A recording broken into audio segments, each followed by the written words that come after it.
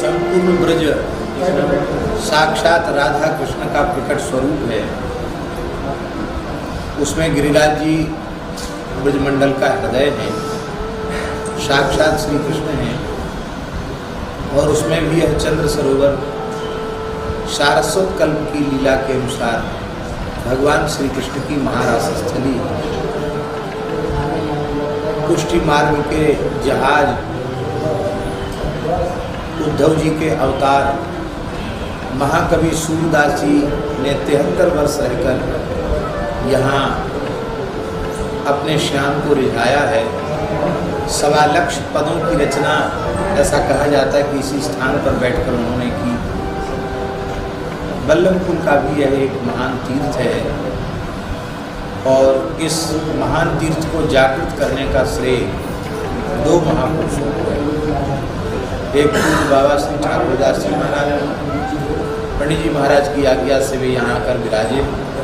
और आज जो कुछ दिख रहा है संस्कार ब्रजवासियों में, ये जो कुछ उत्सव भाव भक्ति दिख रही, इसमें बाबा का योगदान है।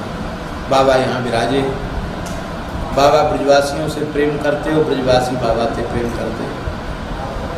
पूज्य सदगुरुदेव श्री गणेश दास जी भक्तमाली जी का भी संबंध यहाँ से, इस गांव से, ब्रजवासियों से बड़ी घनिष्ठता पूर्वक रहा, अंतिम क्षण तक रहा। ब्रजवासियों ने महाराज जी को अपना बाबा माना और महाराज जी ने गांव को अपना गांव माना। पूज्य बाबा ठाकुरदास जी यहाँ विराजते, निरंतर गो चिंतन उनको बना रहता था। एक कसाई एक देसी बछड़ा ले जा रहा था, उस बछड़े को देखकर बाबा को दया आई और बाबा ने किसी व्यक्ति से कहकर कसाई से बछड़ा खरीद लिया गया और उस एक बछड़े को बचाने से यहाँ गौशाला का आरंभ हुआ।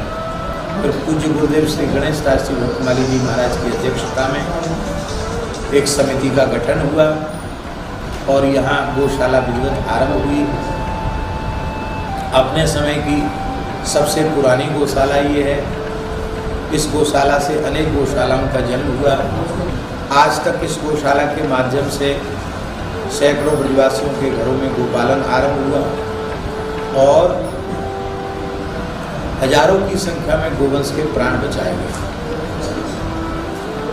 तो यह एक उत्तम आदर्श गौशाला है। पुस्तकालय भी है, शिक्षण संस्थान भी है, औषधालय भी है और यह निरंतर प्रगति के पथ पर अग्रसर है। आज आवश्यकता है सभी गोभक्त, राष्ट्रभक्त, भारतीय सनातन विचारधारा में श्रद्धा रखने वाले लोग, वैष्णवजन, सबके सहयोग की आवश्यकता है और प्रेम से गौशाला को सब अपनी मान करके इसमें सहयोग करें। ऐसी है विनय पत्रिका। ऐसा अनुपम ग्रंथ है गोस्वामी तुलसीदास जी महाराज का कि इस एकमात्र ग्रंथ का आश्रय कोई साधक ले ले तो साधक जीवन के समस्त प्रश्नों का समाधान हो जाएगा। भगवत प्राप्ति का मार्ग प्रशस्त ही नहीं हो जाएगा, ईमानदारी से यदि विनय पत्रिका का चिंतन करे, उसे अपना जीवन बनावे, तो इसी शरीर से इसी जन्म में निश्चित भगवत साक्षात्कार हो जाएगा। इसमें कोई संदेह नहीं। समर्थ सद्गुरु जो कार्य करते हैं वही कार्य विनय पत्रिका करती है।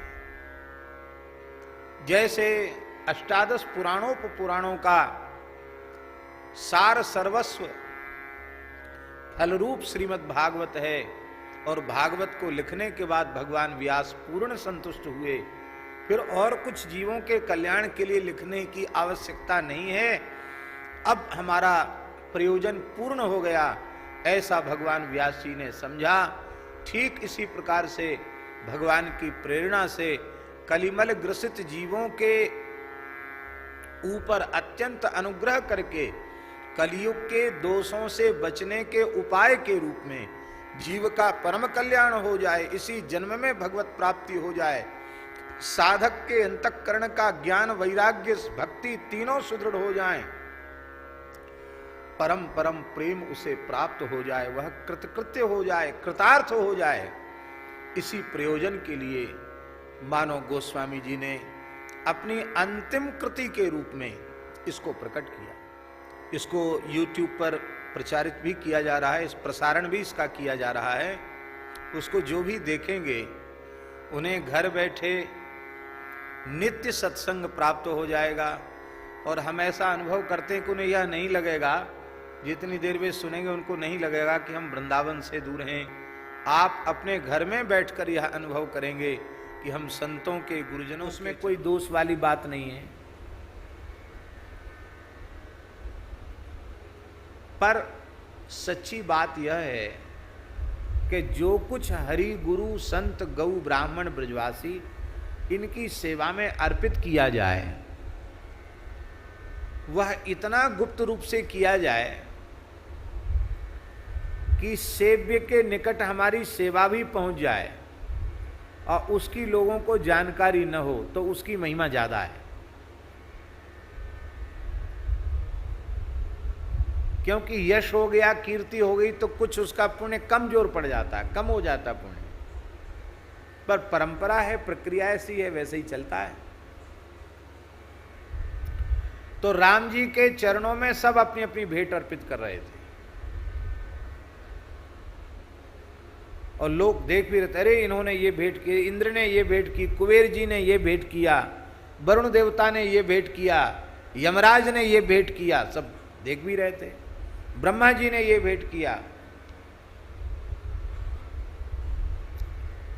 धरती के राजाओं का नंबर आए, वे भी सब अपनी अपनी भेंट करने लगे। और श्री रघुनाथ जी भेंट को स्पर्श करके स्वीकार करते और फिर उसको वितरित किया जा रहा था साथ ही साथ। नहीं तो महाराज इतनी भेंट कहाँ रखी जाए, लुटाया जा रहा था।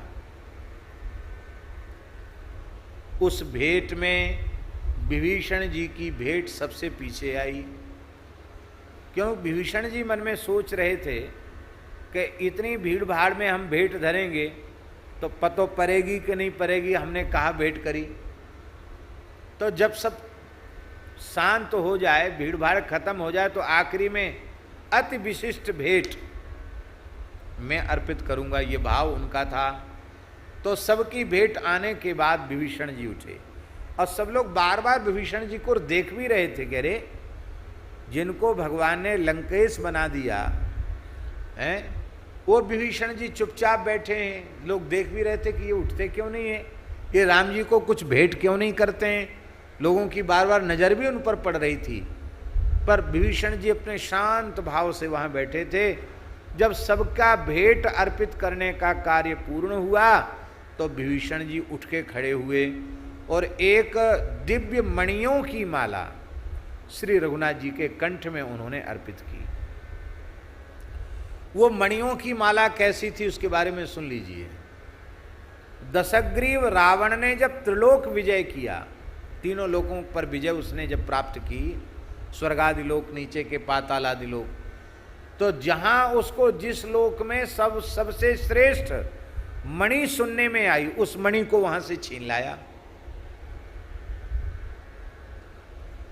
तो वो एक प्रकार से 14 भुवन कोश ब्रह्मांड की सर्वोच्च संपत्ति थी। वो हमने आपने देखा है कोहनूर? देखा नहीं है, सुना है। पर इस देश का तो सबसे मूल्यवान रत्न वही था जो वहां चला गया, अंग्रेज ले गए। अब एक देश का एक इतना मूल्यवान रत्न हो सकता है, तो 14 लोकों के सबसे श्रेष्ठ मूल्यवान रत्न रावण लेके आया, तो आप विचार कर सकते हैं कैसी मणिमाला होगी। उसकी कीमत लगाई नहीं जा सकती थी। और उस मणिमाला को, जो लंका की धरोहर थी, रावण के विजय की निशानी थी, उसको विभीषण जी ने राम जी के गले में अर्पित कर दिया। माला तो चर्चित थी, क्योंकि सब जानते थे कि रावण ने एक ऐसी माला बनाई है, और कभी कभी बड़े समारोहों पर रावण उस माला को श्रृंगार के रूप में स्वीकार भी करता है। इतनी अमूल्य माला,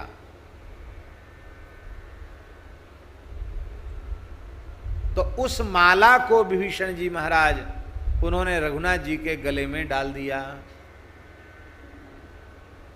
और एक बड़ी मीठी बात, विभीषण जी ने गले में माला डाली और मन ही मन एक भाव किया कि राम जी तो चाहे जितनी मूल्यवान वस्तु हो, जो भी भेंट में आती है वो बांट ही देते हैं, दे ही देते हैं, या तो देने वाले को ही प्रसाद रूप में वापस कर देते हैं, छू कर लो। तो हो सकता है रघुनाथ जी को तो क्या लोभ लालच है, ऐसी माला उनके लिए क्या चीज़ है, तो वो माला हमको ही प्रसादी रूप में दे देंगे। ये मन ही मन विभीषण जी के मन में बात आ रही थी कि ये माला प्रसादी रूप में हमको मिल जाएगी। सुग्रीव जी के भी मन में आ रहा था कि सबको राम जी कुछ न कुछ दे ही रहे हैं और मैं भगवान का सखा हूँ, भगवान ने मुझे अपना मित्र बनाया है और लंका विजय में हमारा कम योगदान नहीं है। बंदर भालुओं की सेना के सहित हम ही मोर्चा पर डटे रहे, तो हो सकता है ये माला राम जी किसी को नहीं देंगे। मैं किष्किंधाधिपति हूँ, बानर राज हूँ, भगवान का मित्र हूँ, तो ये माला तो रघुनाथ जी मुझे ही देंगे। राम जी ने विभीषण जी को भी वापस नहीं प्रसादी में दिया और सुग्रीव जी को भी नहीं दिया। बड़े बूढ़े जामवंत जी मन में सोच रहे थे, राम जी तो वृद्धों का आदर करते हैं, मैं बूढ़ा हूँ, ये माला तो मुझे ही राम जी पहनाएंगे। वो भी सोच रहे थे, सब अपने मन में सोचे बैठे थे, हमको मिलेगी माला, हमको मिलेगी, हमको मिलेगी। अब किस किस का नाम हम न लेवें, सब चाहते थे। देवराज इंद्र भी मन ही मन सोच रहे थे कि हो सकता है भगवान सोचें कहाँ कहाँ देवलोक से कहाँ कहाँ से मणि लाया है, चलो इन्हीं को दे दें। राम जी ने किसी को नहीं दिया, क्योंकि राम जी सर्वांतर्यामी हैं। वो जान रहे थे कि सबके मन में उथल पुथल मची है माला को लेके।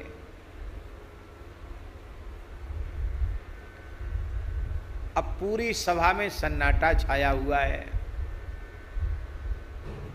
शांत सब बैठे। रघुनाथ जी क्या करेंगे, माला किसको देंगे। राम जी पहले तो ऐसी माला को देखते रहे, मुस्कुराते रहे, फिर उन्होंने माला ऐसी उतारी और उतार करके श्री किशोरी जी के गले में डाल दी। जैसे किशोरी जी गले में डाली, पटाक्षेप हो गया। पटाक्षेप जानते ना, पर्दा पड़ गया, सबके मन उथल पुथल खत्म। हाँ ठीक है, इतनी बढ़िया चीज़ तो किशोरी जी को ही देंगे, दूसरे को क्यों देंगे, ये भी मन में आया। सबसे बढ़िया चीज़ तो उनको ही मिलेगी। दूसरा भाव ये आया, भाई सबको सब कुछ दिया जा रहा है, तो वो प्राण वल्लभा हैं, जानकी जी हैं, कितना कष्ट सहा है उन्होंने, कितना समर्पण उनका है, रावण के यहाँ कितना कष्ट सहन किया है उन्होंने, तो उनको तो ये माला मिलनी ही चाहिए। पर श्री किशोरी जी वो तो रघुनाथ जी के मन की जानने वाली हैं। क्या है गिरधर शास्त्री जी, सिय पिय हाँ, पिय ही की सिय जान निहारी, मन मुदरी मन मुदित उतारी। है केवट को राम जी कुछ देना चाहते थे तो किशोरी जी ने तुरंत मुद्रिका उतार करके दे दी, क्योंकि रघुनाथ जी के मन की जानती हैं। तो किशोरी जी ये क्यों मन की जानती हैं, क्योंकि आत्मा तु जानकी तस्य, श्री रघुनाथ जी की आत्मा श्री जानकी जी है। वो आत्मा से क्या छिपा हुआ है, तो किशोरी जी जानती हैं कि राम जी के ऊपर कोई भेदभाव का आरोप न लगावे कि उसको ज़्यादा चाहते हैं, उसको कम चाहते हैं, इसलिए ये माला हमको दी गई है, ये किशोरी जानती हैं। पर रघुनाथ जी का संकेत तो कुछ दूसरा ही है। ये बात किशोरी जी अच्छी प्रकार से जानती थी। तो किशोरी जी ने माला को देखा धारण तो उनके कंठ में थी ही, पुनः माला उतारी और उतार करके एक एक मणि का, उसके सौंदर्य को, मणियों को किशोरी जी देखने लगी। और उस सभा में केवल हनुमान जी ऐसे कि जिनका ध्यान केवल युगल सरकार के चरण कमलों में ही था, उनका ध्यान किसने क्या भेंट अर्पित की, किसको क्या प्रसादी में मिला, कौन ने क्या दिया, किसने क्या लिया, उनको कोई प्रयोजन नहीं था। वो तो केवल चरणों पर उनकी दृष्टि थी, धीरे धीरे चरण दबा रहे थे। राम जी के मन की बात किशोरी जी जानती हैं। उन्होंने पहले तो माला को अपने कर कमल में घुमाया और फिर माला को हनुमान जी के गले में डाल दिया। अब हनुमान जी के गले में माला डाली, अब राम जी तो मुक्त हो गए कि नहीं? राम जी के ऊपर तो कोई भेदभाव नहीं लगाएगा, भेदभाव का आरोप नहीं लगाएगा। और जानकी जी ने हनुमान जी को माला दे दी, इससे बहुत प्रसन्नता की लहर दौड़ गई। बोले देखो, जानकी जी यदि रखे रहती माला तो शायद उतनी अच्छी बात नहीं होती, लेकिन किशोरी जी ने हनुमान जी को माला अर्पित करनी ही चाहिए। क्यों? इस 1200 किलोमीटर 100 योजन का समुद्र लांघ कर पहली बार लंका में किशोरी जी से संवाद करने वाले हनुमान जी ही हैं। हनुमान जी न होते तो सीता जी की खोज खबर कौन देता? इसलिए हनुमान जी का बहुत योगदान है। रावण विजय की सूचना भी हनुमान जी ने दी है, रावण वध की सूचना भी हनुमान जी ने दी है, लंका विजय की सूचना भी दी है। इसलिए किशोरी जी बहुत अधिक उपकृत हैं हनुमान जी के प्रति, इसलिए हनुमान जी को तो ये माला मिलनी ही चाहिए। और श्री किशोरी जी ने अपने लाडले प्यारे दुलारे पुत्र के रूप में हनुमान जी को स्वीकार किया है, तो मैया की प्रिय वस्तु तो बेटा को ही मिलेगी। सबने कहा बिल्कुल ठीक किया, जानकी जी ने ठीक किया। पर हनुमान जी, किशोरी जी और रघुनाथ जी के भी मन की जानने वाले हैं। बोलो भक्तवत्सल भगवान की जय। ये है प्रेम। प्रेमी अपने प्रेमास्पद के मर्म को जानता है, उसमें बाबा पढ़वे लिखवे की जरूरत ना है। हाँ, केवट की जात कछु वेद ना पढ़ाई हो, केवट की जात वेद नहीं पढ़ाऊं, पर वो केवट कहता है कि मांगी नाव न केवट आना, कहे तुम्हार मरम में जाना। लो, बड़े बड़े ऋषि मुनि नहीं कह सकते, ब्रह्मादि देवता नहीं कह सकते राम जी हम तुम्हारा मर्म जानते हैं। केवट ने कहा हम तुम्हारा मर्म जानते हैं। और ब्रज के ग्वारिया, तेरे मन की हम जानी, एक रसिया में गाते ना, गहरे कर यार अमल पानी, गहरे कर यही में आवे तेरे मन की हम जानी। ब्रह्मा जी शंकर जी नहीं कहते तेरे मन की हम जानी, और ग्वारिया कह रहे हैं तेरे मन की हम जानी। ये क्यों जानी भाई? बोले श्री कृष्ण से प्रेम है, तो प्रेम जो होता है उसमें कुछ छिपा नहीं रह जाता है। हनुमान जी जानते हैं कि जिस सभा में, बहुत ध्यान से सुने, जिस सभा में साक्षात श्री सीताराम जी विराजमान हो, उस सभा में लोग सरकार की ओर न देखकर माला का मूल्यांकन कर रहे हैं, माला की ओर देख रहे हैं। इसका मतलब है इनकी दृष्टि में युगल सरकार का महत्व कम है, इस रत्न का महत्व, धन का महत्व अधिक है। और ये बात बिल्कुल पक्की और सच्ची है। हमारी दृष्टि में जब तक धन का महत्व रहेगा तब तक प्रेम धन से हम वंचित रहे आवेंगे। प्रेम धन की प्राप्ति कोई करना चाहता है तो उसे संसार की मूल्यवान से मूल्यवान वस्तु के प्रति भी उदासीन रहना पड़ेगा।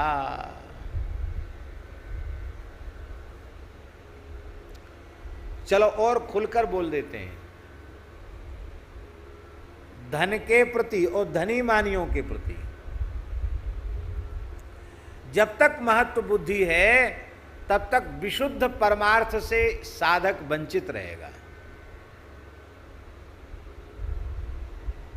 इसलिए महापुरुषों की दृष्टि में एक अरबपति खरबपति आदमी में और एक झाड़ू पोंछा करने वाले में अंतर नहीं होता है।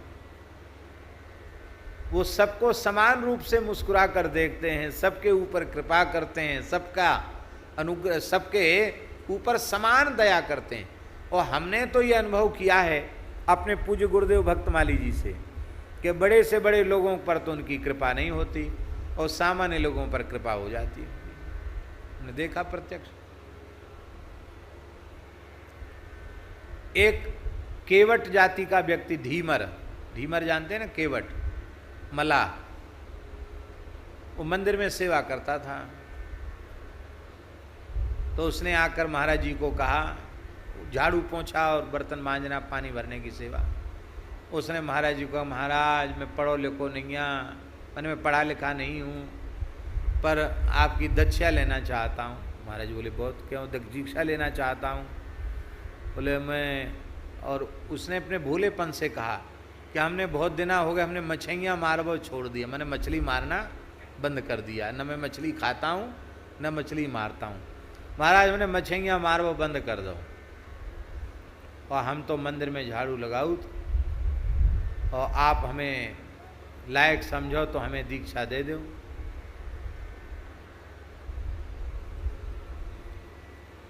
महंत जी बोले हाँ हाँ हाँ हाँ, इसको दीक्षा जरूर दो, बहुत दिन हो गए, इसको कान में नाम सुना दो। महाराज जी तो बड़े सरल थे। महाराज जी ने बोले, महाराज दीक्षा में का लगत? महाराज जी बोले कुछ नहीं लगता दीक्षा में, दीक्षा में स्वयं की उपस्थिति चाहिए और कुछ नहीं लगता है। तो महाराज जी ने उसको दीक्षा दिया। सामान तो बेचारा कुछ नहीं लाया, एक नारियल भी नहीं लाया, एक फूल भी नहीं लाया। महाराज जी ने दीक्षा देने के बाद उसको, दीक्षा में और लोगों की दीक्षा हुई थी, बर्तन आए थे, तो 5-7 बर्तन जो आए थे सब बर्तन उसको दे दिए, कपड़ा दिया, एक चादर दिया, फल दे दिए, बोले सब घर ले जाओ। अब महंत जी बिगड़े। महंत जी ले, ढीमर का ढीमर ही रहा, सब ले रहा है। बोले हम महाराज दे रहे हैं, हम क्यों न लें? ले वो सीधा आदमी, पर महाराज दे रहे हैं, हम क्यों न लें? अरे नहीं, चेला को लेना मना है, चेला नहीं लेता है, चेला को नहीं लेना चाहिए, गुरुजी को कुछ देना चाहिए। महाराज जी बोले आप महंत हो, अपना ज्ञान अपने पास रखें।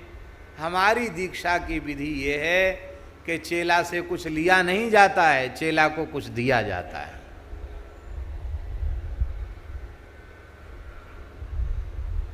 बोले भाई देखो ये बहुत कह रहे हैं तो कुछ तुम दे दो हमको। महाराज कहा थे, बोले 1 रुपया दे दो। 1 रुपया महाराज जी ने लिया उससे, और 1 रुपया लिया और 100-200 रुपये, उस बहुत पुरानी बात है, आज हम समझते हैं 30-35 साल पुरानी बात होगी। 100-200 रुपये दे दिया, कपड़ा लत्ता सब दे दिया। ये होते महापुरुषों के जीवन, ऐसे होते महात्मा। यहां ग्रामीण क्षेत्र के लोग महाराज जी के पास आते तो महाराज जी यहाँ स्थान में सुदामा कुटी में रुकाने के लिए नहीं बोलते। क्यों? बोले ये गरीब लोग हैं, ये बेचारे यहाँ रुकेंगे, सेवा कर नहीं पाएंगे, और साधुओं का खाएंगे, संत सेवी स्थान है, यहाँ तो सेवा करनी चाहिए, इस लायक ये है नहीं। तो दास को भेजते, कभी राम सेवक दास जी को भेजते। इस मोहल्ले में पुरानी कुछ धर्मशालाएं हैं, उनमें उन गांव के लोगों को रुकाते और रसोई बना के महाराज जी तैयार करते। सवेरे खाने वे यहाँ आते और बनाते महाराज जी, और सबको खिलाकर एक पर्चा पे लिख के देते, आज यहाँ दर्शन करके आओ। महाराज धर्मशाला को कछु देने हैं? नहीं नहीं, उससे हमारी बात हो गई है, कुछ नहीं देना तुमको, तुम तो प्रेम से रहो, भोजन करो। और वो 5 दिन 7 दिन वहाँ से गठरिया पुटरिया लेके वहाँ से आते, यहाँ रहते, और जब जाने लग जाते तो 1 रुपया, 2 रुपया, 5 रुपया, 10 रुपया ये महाराज जी को भेंट अर्पित करते, और महाराज जी उनकी भेंट सिर से लगा के रखते। हम लोगों को भी कई बार थोड़ा खराब सा लगता कि महाराज जी पैसा सिर से लगा रहे हैं, लेकिन वो बड़े प्रेम से सिर से लगा के रखते। और जब वो चले जाते तो महाराज जी कहते कि वहाँ का हिसाब बताओ, वहाँ कितना देना है, वहाँ कितना देना है। तो महाराज सावन भादों में बुंदेलखंड के लोग आते, 7-8 दिन खाने पीने के बाद भी 100-200 रुपये महाराज जी के पास भेंट नहीं आती, और महाराज जी धर्मशाला का भाड़ा चुकाने में 1000-2000 खर्च कर देते। 5-5, 7-7 दिन रुकना है। हमने एक बार महाराज जी से कहा, महाराज जी ऐसा क्यों करते हैं? महाराज जी बोले, पंडित जी आपको पता नहीं है, हम तो इसे साधु सेवाई मानते हैं। क्यों? कहते साधु किसको कहते हैं? भोले भाले सीधे साधे सरल निश्चल निष्कपट जो होते हैं वही तो साधु होते हैं। और साधु कहते किसको हैं? इन्हीं को साधु कहते हैं। तुम्हें पता नहीं है, इनको आने जाने का किराया जुटाना भी इनके लिए समस्या होती है। ये आने जाने का भाड़ा जुटा करके यहाँ तक आ गए, ये इनकी बहुत ऊंची बात है। तो इस प्रकार से ये महापुरुषों का जीवन, उनकी दृष्टि में ऐसा जीवन होता कब है? तब होता है जब केवल श्री ठाकुर जी के नाम रूप लीला का महत्व हमारी दृष्टि में होवे, भगवान और भगवान के जनों का महत्व होवे, बाकी लौकिक कोई पद प्रतिष्ठा ऐश्वर्य का महत्व हमारी नजर में न होवे, तब ये हो सकता है। इसलिए भागवत जी का श्लोक है गोपाल जी, दरिद्र सेव युज्यन्ते साधव समदर्शिना। नारद जी कह रहे हैं महाराज 10वें स्कंद पूर्वार्ध में, नारद जी कह रहे हैं संतों की कृपा सब जीवों पर होती है, पर धनहीन पुरुषों में ही संत कृपा फलीभूत होती है, नारद जी कह रहे हैं। अच्छा एक बात बताओ, ईमानदारी से बताना, आप सामने बैठे हो इसलिए आपसे पूछ रहे हैं, आप कोई अमीर आदमी हो, सेठ साहूकार हो? कौन सा धंधा चल रहा है? कितने हजार बीघा तुम्हारे पास जमीन है? कौन सा धंधो चल रहा है? और ये बताओ कि कौन से ऊंचे पद पे हो? पर हम ये तो लौकिक चीज हो गई, पर हम आपसे पूछते हैं कि पूज्य बाबा के दरबार में, महाराज जी की सन्निधि में कैसे कैसे लोग नहीं आए होंगे? बड़े से बड़े राजनेता, बड़े से बड़े अधिकारी, बड़े से बड़े सेठ साहूकार, एक से एक बढ़कर लोग आए होंगे। लेकिन ईमानदारी से अपनी छाती पे हाथ धर के पूछो कि जो कृपा इन संतों की हमें मिली है, जो वात्सल्य हमें मिला है, क्या वो वात्सल्य किसी बड़े से बड़े व्यक्ति के भाग्य में है? ये है नारद जी की वाणी, दरिद्र सेव युज्यन्ते साधव समदर्शिनः। उन पर विशेष कृपा होती है। तो राम जी के स्वरूप की महिमा, उनके नाम की महिमा, उनके प्रेम की महिमा को हनुमान जी सबके सामने उजागर करना चाहते हैं। क्यों उजागर करना चाहते हैं? राम जी की इच्छा है कि ये उपदेश हनुमान जी के द्वारा प्राप्त हो। तो हनुमान जी के गले में जैसे ही माला पड़ी तो हनुमान जी अरवरी, हनुमान जी को थोड़ा याद, अरे क्या गले में आ गया, देखा, लोगों ने कहा देखते क्या हो, राम जी ने माला पहनाई। अच्छा, तो उन्होंने ऐसे उतारा माला, एक एक माला का मणिया देखने लगे, मणि देखने लगे, सहज जैसे कोई कपि लीला करे, कपि लीला के समान हनुमान जी देखने लगे एक एक मणिका को। पूरी माला देखी एक बार, फिर द्वारा देखने लगे। अब वो मणियां बहुत कठोर होती हैं, वज्रमणि मणि, पर हनुमान जी के वज्र तुल्य दांत, ये हम कहना चाहते हैं। तो हनुमान जी ने उस माला को चट से तोड़ा और तोड़ के ऐसे ऐसे किया, वो कहाँ दबे, दांत से कड़क किया, कड़क करके दांत टुकड़ा कर दिया मणि का और उसको बिखेर दिया जमीन पे। फिर देखने लगे, क्या है इसमें? ऐसी एक एक मणि को अपने वज्र तुल्य दांत से बड़ी जोर की आवाज करके कड़क करके तोड़ दें और तोड़ के फिर उसको जमीन पर डालकर फिर देखें, ऐसे घुमा में फिरा में क्या हो रहा है। अब लोगों को बड़ा बुरा लग रहा था, बहुत से लोग तो हंस भी रहे थे हनुमान जी के इस नाटक पर, और सबसे ज़्यादा पीड़ा विभीषण जी को हो रही थी कि किसी के काम नहीं आई और इस अमूल्य वस्तु को हमारे सामने ही नष्ट किया जा रहा है। वो विभीषण जी को बड़ी पीड़ा थी। तो श्री विभीषण जी महाराज से रहा नहीं गया। उन्होंने देखा कि ये तो एक एक करके सारे मणि ही तोड़ देंगे, कुछ भी नहीं बचेगा माला में। तब सहन नहीं हुआ विभीषण जी को। विभीषण जी महाराज सामने आ गए, बोले हनुमान जी महाराज थोड़ा हमारी भी सुन लें, ये सामान्य माला नहीं है, ऐसी है ऐसी है ऐसी है। इतना पराक्रम पूर्वक हमारे अग्रज लंकेश रावण ने इसको इकट्ठा किया और हमने बड़ी कुशलता से इसको राम जी के योग्य बनवाया है, हैं? और आप इस माला को इस तरह से नष्ट कर रहे हो। एक कहावत है, बंदर कहा जाने अदरक को स्वाद। तो आप इसकी महिमा नहीं समझते, आप इसको तोड़े चले जा रहे हैं। क्या बात है, इसको क्यों तोड़ रहे हैं? हनुमान जी ने कहा इतनी विशिष्ट माला, सरकार के द्वारा पहनाई गई माला, किशोरी जी के द्वारा दी हुई माला, इसमें क्या वैशिष्ट है? मैं इसको देख रहा था।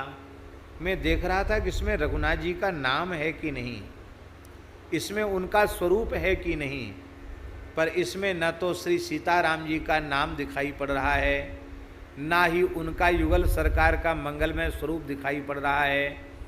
तो संसार की नहीं, अनंत ब्रह्मांडों की चाहे जितनी मूल्यवान अमूल्य वस्तु ही क्यों न हो, यदि उसमें हमारे युगल सरकार का नाम रूप लीला नहीं है तो मेरे लिए वो 2 कौड़ी की भी नहीं है, फूटी कौड़ी के समान भी नहीं है।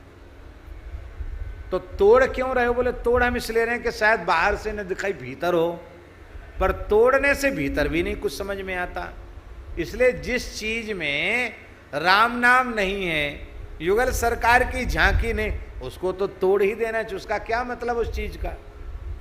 इतना सुनकर श्री विभीषण जी को आवेश हो गया और विभीषण जी बोले महाराज आप कह तो रहे हो, लेकिन इतने विशाल काय देह को ढो रहे हो, इसमें कभी खोज के देखा कि इसमें राम नाम, इसमें नाम रूप है क्या? बोले हाँ इसमें तो है। यदि इसमें रोम रोम में नाम न होता, युगल सरकार रोम रोम में बसे न होते, तो मैं इसे ढोता ही नहीं। हाँ, बात ही बात का रस बढ़े आई, बात बात बढ़ जाती है। विभीषण जी ने कहा भाई कहने को तो सभी लोग कह देते हैं। तब हनुमान जी ने श्री राम जय जय राम की गर्जना की और अपनी त्वचा को चीर दिया। मस्तक से लेके चरण तक की सारी त्वचा चीर दी, और जैसे ही त्वचा चीरी, चरण से लेके रोम रोम में सारे श्रीअंग में युगल नाम श्री सीताराम श्री सीताराम श्री सीताराम, पूरे श्रीअंग में राम नाम लिखा था। और जैसे ही हनुमान जी ने अपने वक्षस्थल को खोला तो सिंहासनासीन श्री सीताराम जी महाराज का दर्शन हो गया। अब तो सब हनुमान जी के चरणों में पड़ गए। तो ये वज्रदंष्ट हनुमान जी महाराज, वज्र के समान हनुमान जी के दांत हैं, जिनसे उस मणि को तोड़ दिया। इसी लीला को श्री प्रियादास जी महाराज इस लीला का वर्णन भक्तमाल की टीका में कर रहे हैं। कथा तो हम सुना चुके हैं, अब केवल कवित्व का उच्चारण कर रहे हैं।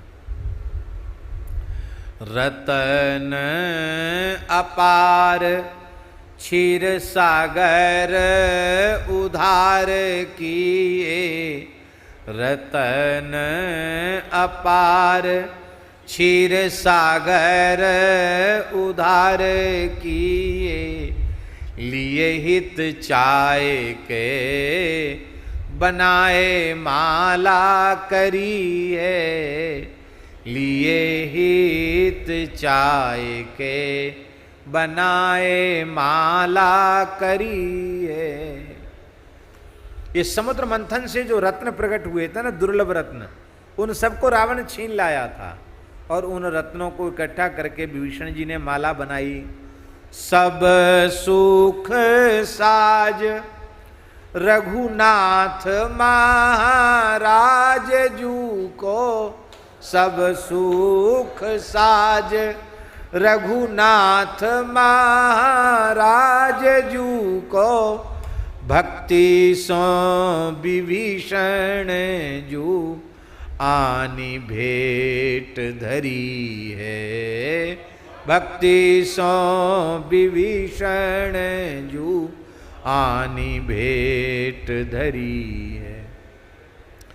सभा ही की चाह अवगाह हनुमान गरे, सभा ही की चाह, सब चाह रहे थे हमें माला मिले, सभा ही की चाह अवगाह हनुमान गरे, सभा ही की चाह अवगाह हनुमान गरे, डारी दई सुधि भई मति अरवरी है, डारी दई सुधि भई मति अरवरी है। राम बिन काम कौन फोरी मनी दीने डार, राम बिन काम कौन फोर मनी दीने डार, खोली त्वचा नाम ही दिखायो बुद्धि हरि है, खोली त्वचा नाम ही दिखायो बुद्धि हरि है, खोली त्वचा नाम ही दिखायो बुद्धि हरि है, खोली त्वचा नाम ही दिखायो बुद्धि हरि है। हनुमान जी के संबंध में गोस्वामी जी महाराज कह रहे हैं, जयति जय वज्र तनु दसन नख, नख भी हनुमान जी के वज्र के समान। हनुमान जी का नाम है वज्र नख, इसलिए महाराज बड़े बड़े वीरों को फाड़ देते हैं हनुमान जी वज्र तुल्य अपने नखों से। जिन वरदानी असुरों के ऊपर दिव्य अस्त्र शस्त्र भी कुंठित हो जाते हैं, ऐसे असुरों को हनुमान जी वज्रतुल्य नखों से नृसिंह लीला कर देते हैं। जैसे नृसिंह भगवान के नख हैं, ऐसे हनुमान जी के नख हैं, क्योंकि हनुमान जी का एक स्वरूप नृसिंह स्वरूप भी है। पंचमुख हनुमान में एक मुखारबिंद उनका नृसिंह का है, इसलिए वज्र नख वज्रदंष्ट ये नृसिंह भगवान का नाम है। वज्र नख वज्रदंष्ट कर्मास्यान रंधे रंधे तमो ग्रस ग्रस अभयम अभयम आत्मनि भूष्टा ओम क्षण ओम, ये मंत्र पंचम स्कंद में आया है। तो वज्र नख जैसे नृसिंह भगवान हैं, ऐसे ही नृसिंह स्वरूप श्री हनुमान जी महाराज भी वज्र नख हैं। और कैसे हैं? वज्र विकट भ्रुकुटी, उनकी विकटी भ्रुकुटी भी बड़ी विकट है। मुख विकट, मुख हनुमान जी का बड़ा विकट है। ये भक्तों के लिए अत्यंत सौम्य है और दुष्टों को इनका स्वरूप इतना विकराल दिखाई पड़ता है हनुमान जी का कि रावण जैसे वीरों को भी पसीना आ जाता हनुमान जी को देख करके। हाँ, विकट मुख, हनुमान जी का मुख विकट है। हनुमान जी की दृष्टि विकट है, हनुमान जी का मुख विकट है। ओ वाल्मीकि रामायण का एक प्रसंग, राम रावण युद्ध हो रहा था और उस युद्ध में रावण जब द्वंद्व युद्ध करने आया तो बानरों में विषाद छा गया। रावण विशालकाय रथ पर चढ़ा हुआ है, राम जी पैदल सैनिक की तरह जमीन पर खड़े हुए हैं, कैसे युद्ध होगा। तो बानरों को उदास देखकर श्री हनुमान जी ने रघुनाथ जी को प्रणाम किया। और वहां वाल्मीकि रामायण लंका कांड में, युद्ध कांड में वर्णन है, वहां हनुमान जी ने कहा जैसे बैन तेय गरुड़ जी महाराज भगवान नारायण का वाहन है, ऐसे ही मैं आपका वाहन हूं। क्या कहा हनुमान जी ने? जैसे गरुड़ जी भगवान के वाहन है, नारायण भगवान के वाहन है, ऐसे ही मैं आपका वाहन हूं। तो आप इन वानरों को प्रसन्नता प्रदान करने के लिए मेरा उपयोग कीजिए, आप मेरे कंधे पर विराजिए और इस रावण से युद्ध कीजिए। तो राम जी ने हनुमान जी के इस प्रस्ताव को स्वीकार कर लिया। राम जी हनुमान जी के कंधे पर विराज गए, ऐसे चरण लटका के, और ऐसे चरण लटका करके हनुमान जी विराज गए। और अब देखो विलक्षण बात, हनुमान जी की भावना कैसी अद्भुत है। अब राम जी के, रघुनाथ जी के चरण लटके हैं तो स्वाभाविक हनुमान जी के वक्षस्थल को बार बार राम जी के चरणों का स्पर्श हो रहा है, कुछ करना नहीं पड़ रहा है, स्वाभाविक वक्षस्थल को स्पर्श हो रहा है। और हनुमान जी जैसे कोई कृपण धन को बटोरे, ऐसे हनुमान जी चरणों को ऐसे दबा लेते हैं। क्यों? इसलिए दबा लेते हैं कि अस्त्र शस्त्र राम जी के चरणों में लग न जाएं, इसलिए उनके वज्रतुल्य श्रीअंग का स्पर्श करके रावण की प्रत्यंचा से छोड़े हुए बाण भोथरे होकर के टेढ़े मेढ़े होकर नीचे गिर जाते हैं, राम जी के चरणों तक चोट नहीं पहुंचती है। वह हनुमान जी का पूरा सौभाग्य हो रहा है, हनुमान जी की भुजाएं रघुनाथ जी के चरणों का कवच बने हुए हैं। अच्छा, बीच बीच में रघुनाथ जी अपना हाथ भी हनुमान जी के सिर पे रखते हैं। तो देखो, कहाँ तो एक बार हाथ रखा था प्रभु कर पंकज कब के सीसा, सुमिर सु दसन मगन दशा सो मगन गौरी सा। और आज तो बार बार सरकार का कभी दाहिना हाथ कभी बायां कर कमल बार बार सिर पर पड़ रहा, कभी कभी दोनों हाथ भी रख देते हैं। हनुमान जी बड़े प्रसन्न, सरकार युद्ध कर रहे हैं। रावण ने जब देखा, अब हनुमान जी इतने विशाल स्वरूप में हैं, स्वर्ण शैल संकाश कोटि रवि तरुण तेज घन, ऐसे लगता माने स्वर्ण का पहाड़ हो, हेम शैलाभ दे हम। अब रावण तो रथ पे बैठ के अपनी शान बघार रहा था कि मैं इतने ऊंचे रथ पे बैठा हूं, और रावण तो नीचे हो गया, हनुमान जी ऊपर हो गए। रावण ने करे, इसने तो हमारी बड़ी बेइज्जती करी। सबसे खतरनाक बानर यही है, ये समुद्र छलांग लगा के कूद के ना आता, जानकी जी का पता न लगाता, लंका में आग न लगाता, तो ये समस्या आनी ही नहीं थी। ये विपत्ति का बीज तो यही है। तो इतना उसको क्रोध हुआ, रावण को इतना क्रोध हुआ कि रावण ने कहा कि आज कुछ भी हो जाए, इस बानर को मैं अवश्य दंडित करूंगा, इसको मैं समाप्त करूंगा। हम इस अंश में बोल रहे हैं मुख विकट। हनुमान जी का मुख भक्तों के लिए तो सौम्य है, पर रावण ने उस विकट रूप को जब देखा तो रावण क्रोध में भर गया। उसने कहा कुछ भी हो, यही लंका में आग लगाने वाला, अक्षय कुमार को मारने वाला, सारा सबसे भारी उपद्रवी तो यही है, इसी को आज दंडित करना है। तो रावण राम जी से युद्ध छोड़कर हनुमान जी से युद्ध करने लगे। राम जी से युद्ध छोड़ दिया उसने, हनुमान जी से युद्ध करने, हनुमान जी पर प्रहार करने लग गया। जबकि होना यह चाहिए था कि जिससे आपका युद्ध हो रहा उससे आप युद्ध करो। हनुमान जी तो वाहन है, हनुमान जी तो वाहन है, पर वो सवार से न लड़कर, योद्धा से न लड़कर हनुमान जी से लड़ने लग गया।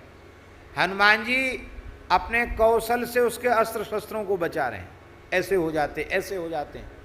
अणिमा, महिमा, लघिमा, गरिमा, ये सब सिद्धियां हनुमान जी को हैं। कभी इतने छोटे हो जाते हो बाण ऊपर से निकल, कभी ऊपर चले जाते हैं। रावण को थका लिया उन्होंने। रावण बोला, अरे भाई विचित्र बंदर है, हम कितनी तपस्या किए, कितना अस्त्र शस्त्र प्राप्त किए हम, और ये सब व्यर्थ चला जा रहा है। आकाश में देवता हंस रहे हैं और मेरी कुछ भी नहीं चल पा रही है। अंत में रावण को भयंकर क्रोध आया। तब अमोघ 3 बाण उसके पास थे, तपस्या से प्राप्त बाण। उसने उन बाणों को निकाला, मंत्र पढ़कर अभिमंत्रित किया। अभिमंत्रित करके वे अमोघ बाण हनुमान जी के ऊपर प्रयोग करके छोड़े। अब वो तो अमोघ थे, उनको तो अपना कार्य करना ही था। पर श्री हनुमान जी वज्र देह हैं, वज्र देह दानव दलन, जय जय जय कपि शूर। वज्र देह हैं, इसलिए वे अमोघ 3 शक्तियां वो भी हनुमान जी के श्रीअंग में घुस नहीं सकी। ऐसी यहां ललाट में घुसी 3 क्रमशः, और वो भीतर तक धस नहीं पाई। जैसे कोई कांटा वांटा, कोई तिनका लग जाए, ऐसे चट से कोई तोड़ के फेंक दे। हनुमान जी ने बाएं हाथ से ऐसे निकाला उनको कांटे जैसा, ये हाथ से ऐसे तोड़ के उनको ऐसे फेंक दिया। ओहो, इतनी तपस्या से प्राप्त शक्तियां भी व्यर्थ हो गईं। ये बानर है कि बवाल, ये बड़ी समस्या है। लोग कई बार कह देते हैं बाबा है कि बवाल, तो बाबा है कि बवाल तो पता नहीं, पर यहाँ बानर के बारे में, हनुमान जी के बारे में रावण को ऐसा हुआ कि बानर है कि बवाल है, कुछ भी हमारी दाल गल नहीं रही है। ये तो रावण ने सोचा। अब हनुमान जी के ललाट से जब वे 3 बाण निकल गए, अब वो बाण के निकलने से छिद्र हो गया, घाव हो गया था, तो वो तीनों रक्त के झरने झरने लगे। ललाट से रक्त की धाराएं बहने लगीं और उस रक्त से रघुनाथ जी के चरणों का अभिषेक होने लग गया। वो रक्त जो है रघुनाथ जी के चरणों पर गिरा।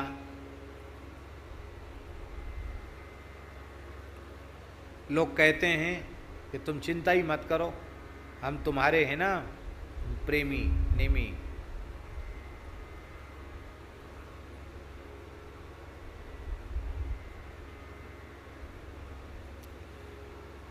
तुम्हारा जहां पसीना गिरेगा वहां हमारा खून गिरेगा। लोग कहते हैं ना, कहते हैं ना, जहां तुम्हारा पसीना गिरेगा चिंता ही मत करो, हमें तुम्हारे, वहां हमारा खून गिरेगा। पर ऐसा कहने वाले लोग खून गिरने की नौबत आने के पहले ही 9-2-11 हो जाते हैं। वो उल्टा ही बोलते हैं। वो कहते हैं जहां तुम्हारा खून गिरेगा वहां हमारा पसीना भी नहीं गिरेगा, ऐसे होते हैं वो लोग। पर श्री हनुमान जी महाराज, उन्होंने अपने रक्त से भी मानो श्री राम का चरणाभिषेक किया।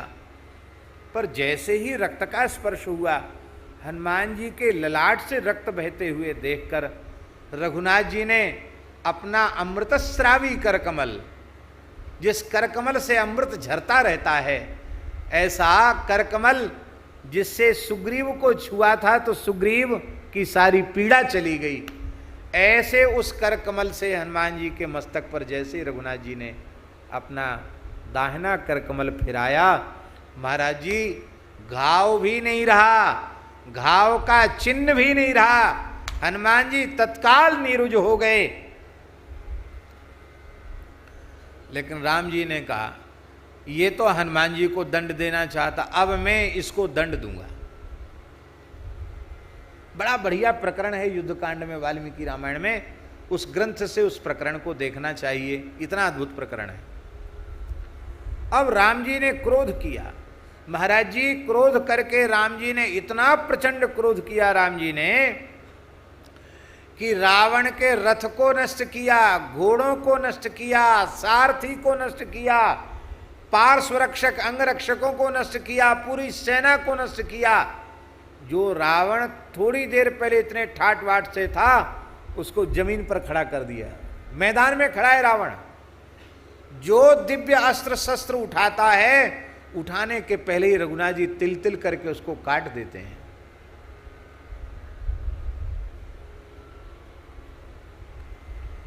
ऐसी दशा में रावण को राम जी ने पहुंचा दिया कि रावण को लगा कि अब हमारा प्राणांत है, अब हम बचने वाले नहीं। उसको निश्चित हो गया मैं अब बचूंगा नहीं। रावण ने अपने भीतर से पक्का कर लिया कि मैं मर ही जाऊंगा, अब नहीं छोड़ेंगे। पर मन ही मन रावण विचार करने लग गया कि मारीच जो मेरा मामा लगता था, उस मारीच ने कहा था एष विग्रहवान रामो विग्रहवान धर्मः, ये मारीच के शब्द हैं। मारीच ने कहा था राम जी मूर्तिमान धर्म हैं, तो मुझे तो धर्म कहीं दिखाई नहीं पड़ता।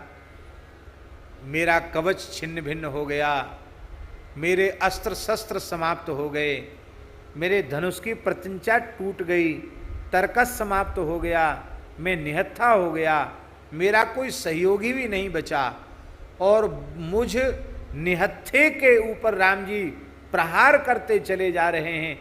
ये तो धर्मशीलता नहीं है। भले अपना शत्रु ही क्यों ना हो, इस अवस्था में पहुंच जाए तो धर्म की दृष्टि कहती है कि उसको तुम लड़ने का अवसर दो। भाई तुम दूसरा कवच धारण करो, द्वारा अस्त्र शस्त्र उठाओ, फिर लड़ो। ये तो धर्म युद्ध हुआ, और ये तो प्रत्यक्ष धर्म है। तो धर्म विग्रह श्री राम के द्वारा अधर्म क्यों हो रहा है? रावण के मन में ये बात आई। रावण ने सोचा मेरी दृष्टि ही मलिन है, राम जी की क्रिया में अधर्म स्वप्न में भी संभव नहीं। ये है बैरियू राम बड़ाई करें। रावण का हृदय भी ये स्वीकार करता है कि राम जी की कोई क्रिया धर्म विरुद्ध हो नहीं सकती है। फिर राम जी इस अवस्था में मेरे ऊपर प्रहार क्यों कर रहे हैं? तो रावण की समझ में आ गया कि टूटे हुए धनुष के टुकड़े से मैं आत्मरक्षा कर रहा हूँ। धनुष तो काट दिया था राम जी ने उसका, वो टूटा हुआ टुकड़ा था, उसी को रावण ऐसे ऐसे घुमाकर अपने को बचा रहा था। उसकी समझ में आ गया कि जब तक जीव कुछ भी अपनी रक्षा का प्रयास करता है, तब तक सरकार कृपा नहीं करते हैं। इसलिए मुझे ये भी अस्त्र है ना, अस्त्र किसको कहेंगे? युद्ध में आपकी रक्षा के जो काम आवे वो अस्त्र। तो भले ही टूटा धनुष है, पर इससे हम अपनी रक्षा तो कर रहे हैं कि नहीं? तो हमारी सुरक्षा करने वाला ये उपकरण भले ही टूटा हुआ धनुष है, इसके कारण राम जी मेरे ऊपर अभी राम जी मुझे निहत्था नहीं मान रहे। इस टुकड़े को भी जब मैं फेंक दूंगा तब निहत्था माना जाऊंगा। तो वाल्मीकि महर्षि कहते हैं मुमोच वीरा, उस वीर रावण ने मुमोच, उस टूटे हुए धनुष के टुकड़े को अपने हाथ से फेंक दिया। रावण ने जैसे ही धनुष का टुकड़ा फेंका, राम जी ने तुरंत धनुष की प्रत्यंचा अपनी उतार दी। प्रत्यंचा चढ़ी रहेगी तो युद्ध, खोल दिया तो युद्ध बंद। राम जी ने धनुष की प्रत्यंचा खोल दी और मुस्कुरा कर कहा राजानामि दशग्रीव रणार्दितस्त्वम। हे दशग्रीव, मैं जानता हूं आज के युद्ध में आप बहुत श्रमित हो गए। मन में पीड़ा नहीं करना, दुख नहीं करना। युद्ध में तो ऐसा होता ही रहता है। जाओ विश्राम करो, कुछ सुंदर आहार लो, वैद्यों से चिकित्सा लो, और यदि कल आपका उत्साह रहे तो दशरथ नंदन राम रणांगण में आपके स्वागत को समुत्सुक है। रावण पर तो लाखों घड़ा पानी पड़ गया। हाय हाय, मैं तो ठीक से नाम तक नहीं लेता हूँ, शत्रु के साथ भी इतनी मीठी वाणी का प्रयोग करते हैं। आहा, ऐसे हैं हमारे रघुनाथ जी। बोलना तो कोई सीखे तो हमारे राम जी से सीखे, कैसे बोला जाता है। राम जी पूर्वभाषी हैं, पहले बोलते हैं। बहुत से लोग ऐसे होते हैं अपनी ठसक में रहते हैं, हमसे कोई जय श्री कृष्ण करेगा तो ही हम करेंगे, नहीं करेगा तो हम नहीं करेंगे। नहीं, ऐसा नहीं, राम जी ऐसा नहीं सोचते हैं। सामने पड़े व्यक्ति से पहले से अपनी ओर से बोलते हैं, पूर्वभाषी। कैसे हैं राम जी? पूर्वभाषी हैं। और कैसे हैं? अपूर्वभाषी। पूर्वभाषी भी हैं और अपूर्वभाषी भी हैं। अपूर्वभाषी का मतलब, राम जी की बोलन एक बार जो सुन लेता वो कहता है ऐसी बात तो, ऐसी वाणी पहले कभी सुनी ही नहीं। अपूर्वभाषी हैं। और कैसे हैं राम जी? स्मित भाषी, मुंह बिगाड़ के नहीं बोलते, मुस्कुरा के बोलते हैं, शत्रु से भी मुस्कुरा कर बोलते हैं। पूर्वभाषी, अपूर्वभाषी, स्मितभाषी, ऋतभाषी, सत्य बोलते हैं, और मितभाषी, थोड़ा बोलते हैं, ज्यादा लंबा चौड़ा नहीं बोलते हैं। इन सब गुणों को महर्षि वाल्मीकि ने स्मरण किया है। राम जी कैसे गुण हैं, इनसे बढ़िया बोलन और किसकी होगी। और उस समय हनुमान जी को कहा, राम जी ने क्या कहा? हनुमान जी को कहा, हनुमान आज युद्ध के मैदान में जो तुमने मेरा अस्त्र बल देखा, रण कौशल देखा, तो हनुमान जी मम वा त्र्यंबकस्य वा, इस पूरे ब्रह्मांड में, ये वाल्मीकि के वचन हैं, मम वा त्र्यंबकस्य वा, ऐसा रण कौशल या तो मुझे प्राप्त है या देवाधिदेव भगवान शिव को प्राप्त है। इसके अतिरिक्त ऐसा पराक्रम कोई नहीं दिखा सकता है। त्रिलोक विजयी रावण को इस दशा में पहुंचाने वाला कोई नहीं। कितने देर में? एक मुहूर्त में। एक मुहूर्त जानते हो कितना होता है? 48 मिनट। 48 मिनट में ये दशा कर दी राम जी ने रावण की। भग गया महाराज, प्राण बचा के लंका में चला गया। इस चरित्र में दो चीजें एक साथ प्रकट हैं। एक तो ये प्रकट है कि राम जी अपने सेवक से कितना प्रेम करते हैं, अपने अपराध पर क्षुब्ध नहीं, पर हनुमान जी को पीड़ा पहुंचाई तो राम जी को क्रोध आ गया। दूसरी बात, हनुमान जी वज्र देह हैं, जो रावण के अमोघ बाण भी उनके श्रीअंग में भेद नहीं कर सके, छेद नहीं कर सके, आर पार नहीं जा सके। तीसरी बात, हनुमान जी विकट मुख हैं। आहा, ये सारी बात पता चलती है। महाराज जी इस प्रकार से हनुमान जी विकट मुख हैं, तनु दसन नख मुख सब वज्रवत हैं, सब पुष्ट हैं। और श्री हनुमान जी कैसे हैं?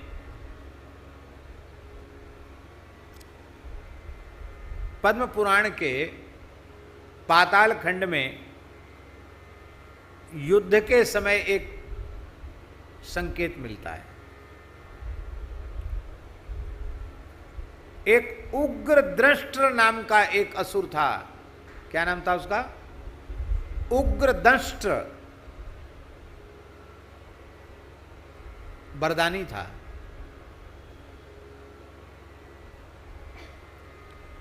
भगवान शिव की उपासना करके उसने दिव्य त्रिशूल प्राप्त किया था। वो त्रिशूल जब उसके हाथ में होता था तो वो अजेय हो जाता था। उस उग्र दंष्ट ने इतना उत्पात युद्ध में पराक्रम दिखाया कि जितने बानर वीर थे ना, सबकी युद्ध की इच्छा ठंडी हो गई। बोले बस भैया अब रहने दो, अब तो मरवे काय को यहाँ ठाड़े हो। सब भागने लगे बंदर। राम जी ने भी विभीषण जी से कहा, विभीषण ये महाशय कौन है जिन्होंने अकेले ही सबको भगा दिया? ये कौन है? विभीषण जी सबका परिचय देते, महाराज ये हैं, ऐसा इसके पास वरदानी त्रिशूल है। राम जी सर्व समर्थ हैं, पर संतत दासन देही बढ़ाई। राम जी थोड़े उदास होकर हनुमान जी की ओर देखते हैं। हनुमान जी को जैसे ही देखा, हनुमान जी को जैसे ही देखा तो हनुमान जी मुस्कुराए। हनुमान जी बोले, अभी महाराज बंदरों से बोले तुम लड़ो ही मत, तुम तो तमाशा देखो, मैं अकेली इसके लिए पर्याप्त हूं। तो उग्र दंष्ट से हनुमान जी लड़ने लगे।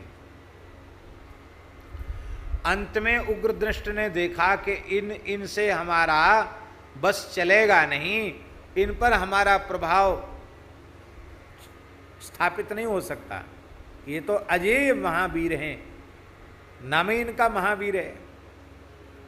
तो वज्रदंष्ट्र ने श्री वृंदावन बिहारी लाल की, श्री यमुना महारानी की जय। जय श्री राधे श्याम। तो ओ महाराज जी, उग्र दंष्ट्र ने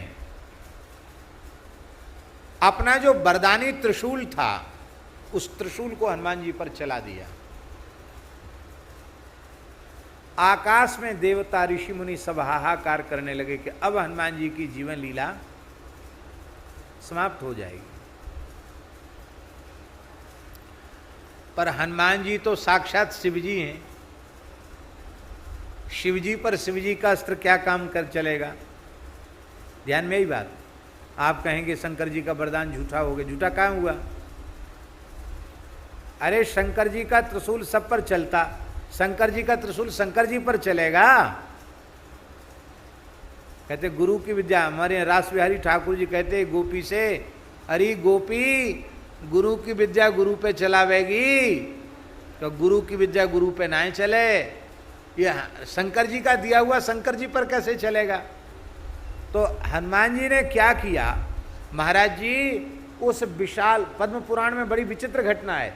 हनुमान जी ने क्या किया, श्री हनुमान जी महाराज ने उस त्रिशूल को अपने दांतों से पकड़ लिया।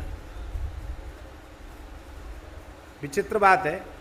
हनुमान जी पर प्रहार किया, हनुमान जी ने मुंह खोला, मुंह खोलकर वज्रतुल्य दांतों से पकड़ लिया, हाथ भी नहीं लगाया उस त्रिशूल को, दांतों से पकड़ के, और हनुमान जी उसको चबा गए।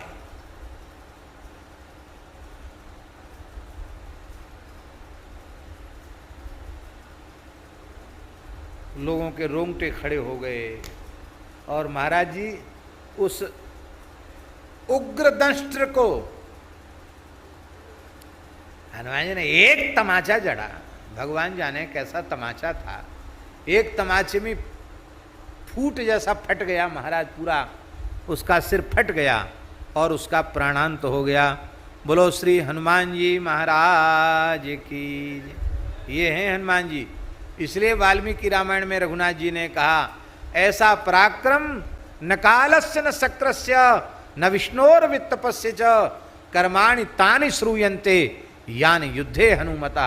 जो पराक्रम हनुमान जी का है वो पराक्रम काल का, यम का, कुबेर का, इंद्र का, और कहाँ तक है न विष्णु का भी ऐसा पराक्रम देखा सुना नहीं जाता जैसा पराक्रम हनुमान जी का है। बोलो श्री हनुमान जी महाराज की जय। और हनुमान जी कैसे हैं, बोले चंड भुजदंड तरुशैल पाणी। हनुमान जी के भुजदंड बड़े चंड हैं, प्रचंड हैं, और तरुशैल पाणी। हनुमान जी क्या वृक्ष उठा करते हैं और पर्वत। इसका मतलब क्या है, क्या हनुमान जी गदा नहीं रखते। कुबेर की गदा तो है ही है, अमोघ गदा तो हनुमान जी की है ही है। मानो हनुमान जी ये कहते हैं कि जो कार्य तुम बड़े बड़े दिव्य अस्त्र शस्त्रों से करोगे, वह काम तो मैं केवल वृक्ष और पर्वत से कर दूंगा। इसलिए हनुमान जी ने घोषणा करते हुए कहा है, क्या कहा हनुमान जी ने। हनुमान जी कह रहे हैं, न रावण सहस्रम में युद्धे प्रतिबलम भवेत् शिलाभिश्च प्रहरता पादपैश्च सहस्रशः। जब मैं पर्वतों को फेंकने लग जाऊंगा, प्रहार करने लग जाऊंगा और वृक्षों से प्रहार करने लग जाऊंगा, उसमें एक की क्या चले महाराज, हजारों रावण भी युद्ध में मेरा मुकाबला नहीं कर सकते हैं। तरु शैल पानी समर तैलिक यंत्र तिल तमीचर निकर पेरी डारे सुभट घाली घानी। अब विचित्र उपमा दे रहे हैं गोस्वामी तुलसीदास जी महाराज। हनुमान जी महाराज वो हैं तेल निकालने वाले। हनुमान जी कौन है? तेल निकालने वाले। और कोल्हू क्या है? बोले लंका के युद्ध का मैदान कोल्हू है। और तेल किसका निकाल रहे हैं हनुमान जी? घाल घानी, घाल माने डाल करके, घालना कहते हैं ना, घाल दिया, घालना बोलते हैं ना, घाल दिया। गए तुम्हारे पाछे घाली, घाल दिया। तो हनुमान जी उस युद्ध के कोल्हू में राक्षस रूपी तिलों को डाल डाल, तिल भी काले काले और राक्षस भी काले काले, हनुमान जी सबका तेल निकाल रहे हैं। ऐसे राक्षसों का तेल निकालने वाले हनुमान जी की जय हो। यहां एक बात और हम कह दें, हमने मलुक पीठ में वो बात कही थी, आपने सुना होगा कि इसमें एक संकेत भी है। जिस समय गोस्वामी जी विनय पत्रिका लिख रहे हैं उसमें मुगल काल था, मुसलमानों का समय था और भयंकर अत्याचार हिंदुओं पर हो रहा था और हिंदू जाति निष्क्रिय निरुत्साहित हो चुकी थी। अब हम क्या कहें, तो उसने मन बना लिया था कि अब तो हम गुलाम हैं और इस गुलामी में ही हमको जीना है।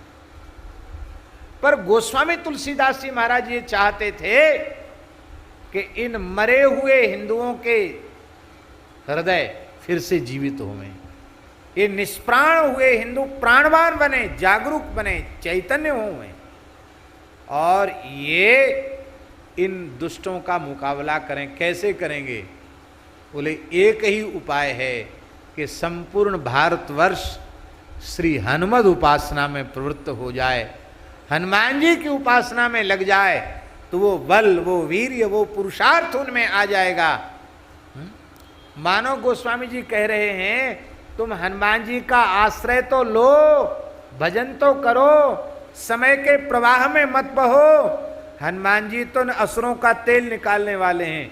इसका मतलब ये गो विरोधी, गोभक्षी, गोरे, इनका तेल हनुमान जी निकाल देंगे। अरे काले तिलों को तेल निकाला है तो सफ़ेद तिल का तेल निकालना हनुमान जी क्या नहीं जानते? हम तो सुनते हैं कि सफ़ेद तिल में तो तेल और ज़्यादा निकलता है। तो तुम हनुमान जी को भजो, हनुमान जी सबका कचूमर निकाल देंगे, सबका तेल निकाल देंगे।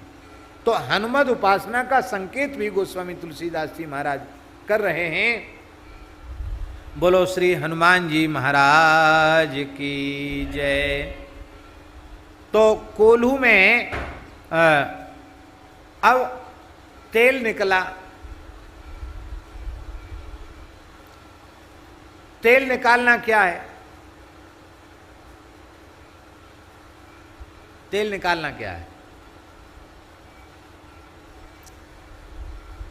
तेल का जो शुद्ध तत्व है उस तत्व का उपयोगी हो जाना। ध्यान में यही बात। चाहे सरसों का तेल निकालो या तिली का तेल निकालो, वो खली खली अलग हो जाती है और उसका जो सार तेल तैल है वो प्राप्त हो जाता है, फिर आप उसका उपभोग कर सकते हैं।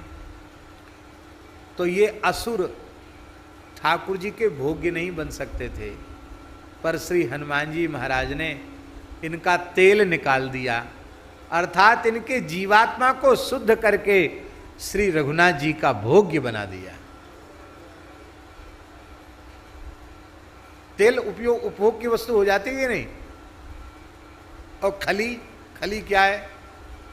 इनका शरीर, ये समाप्त कर दिया शुरू, उस शरीर ही उनका खली है। खली किसके काम आती है? तो खली पशुओं के काम आती है। ये खली, ये असुर रूपी निशाचर रूपी तैल की खली किसके काम में आई?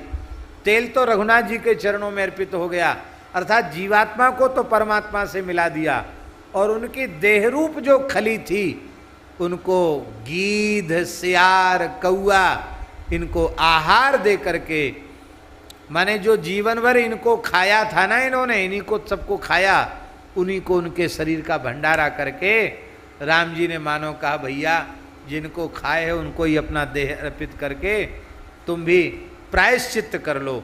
ऐसा श्री हनुमान जी महाराज ने किया। बोलो श्री हनुमान जी महाराज की जय। अब क्या कहें, अब एक ही चरण आज भी हो पाया और समय अधिक हो गया, 2 चरण और बाकी हैं, तो हम समझते अब कल ही करेंगे ना, कि समय ज़्यादा हो गया। इन्हीं शब्दों के साथ आज वाणी को विराम देते हैं। श्री राम जय राम, जय जय राम, श्री राम जय राम, सीताराम जय सीताराम। है